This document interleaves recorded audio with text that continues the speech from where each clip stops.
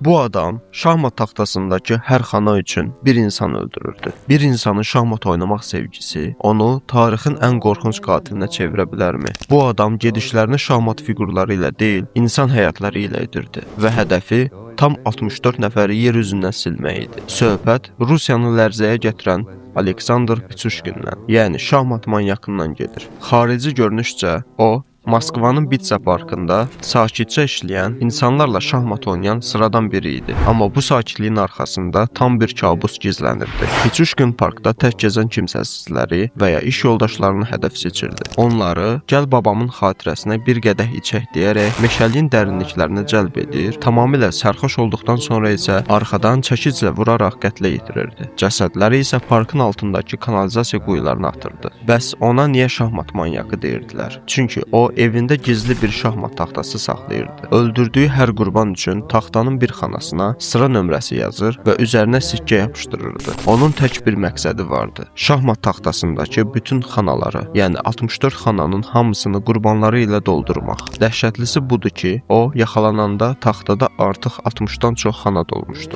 Məhkəmədə ondan peşman olub-olmadığını soruşanda isə soyuqqanlıqla belə cavab verdi. Mən insanları öldürəndə özümü tanrı kimi hiss edirdim. Əgər tutulmasaydım, dayanmayacaqdım. Bugün o, Rusiyanın ən sərt və qaçılması qeyri-mümkün olan Qütb Bayquşu həbsxanasında ömürlük cəza çəkir. Hörmətli izləyicilər, Yekaterinburqda öldürülən 2 azərbaycanlının qanlı dosyasını və bu işin pərdə arxasını elə indi Cinayət Dosyası YouTube kanalından izləyə bilərsiniz.